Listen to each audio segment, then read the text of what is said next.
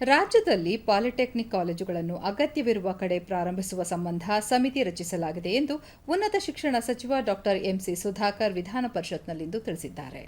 ಪ್ರಶ್ನೋತ್ತರ ಕಲಾಪದಲ್ಲಿ ಬಸವನಗೌಡ ಬಾದರ್ಲಿ ಪ್ರಶ್ನೆಗೆ ಉತ್ತರಿಸಿದ ಸಚಿವರು, ಹಿಂದಿನ ಸರ್ಕಾರ ಅವೈಜ್ಞಾನಿಕ ಪಾಲಿಟೆಕ್ನಿಕ್ ಕಾಲೇಜುಗಳನ್ನು ಮಂಜೂರು ಮಾಡಿದ್ದರಿಂದ ಹಲವೆಡೆ ಸಮಸ್ಯೆಯಾಗಿದೆ. ಸಿಗಬೇಕಾಗಿದ್ದ ಜಿಲ್ಲೆಗಳಿಗೆ ಕಾಲೇಜುಗಳು ದೊರೆಯುತ್ತಿಲ್ಲ. ಹೀಗಾಗಿ ಸಮಿತಿ ರಚನೆ ಮಾಡಲಾಗಿದೆ. ಸಮಿತಿ ವರದಿ ಬಂದ ಬಳಿಕ ಪರಿಶೀಲಿಸಿ ಕ್ರಮ ಕೈಗೊಳ್ಳಲಾಗುವುದು ಎಂದರು. ಅನುದಾನಿತ ಕಾಲೇಜುಗಳಿಗೆ ಪಾಲಿಟೆಕ್ನಿಕ್ ಕಾಲೇಜು ಅವಶ್ಯಕತೆ ಇದೆ ಎನ್ನುವುದನ್ನು ಸಮಿತಿ ಅಧ್ಯಯನ ನಡೆಸಿ ವರದಿ ನೀಡಲಿದೆ. ಆನಂತರ ತೀರ್ಮಾನ ಮಾಡಲಾಗುವುದು ಎಂದು ಹೇಳಿದರು. ಹೆಚ್ಚೆಚ್ಚು ಪಾಲಿಟೆಕ್ನಿಕ್ ಮಂಜೂರು ಮಾಡಿರ್ತಕ್ಕಂಥದ್ದು ನಮ್ಮ ಮುಂದೆ ಇದೆ. ಈಗಾಗಲೇ ಸರ್ಕಾರ ಇದನ್ನು ಗಮನಿಸಿ ಒಂದು ಸಮಿತಿಯನ್ನು, ನಾವು ಅಧಿಕಾರಿಗಳ ಸಮಿತಿಯನ್ನು ನೇಮಕ ಮಾಡಿದ್ದೀವಿ.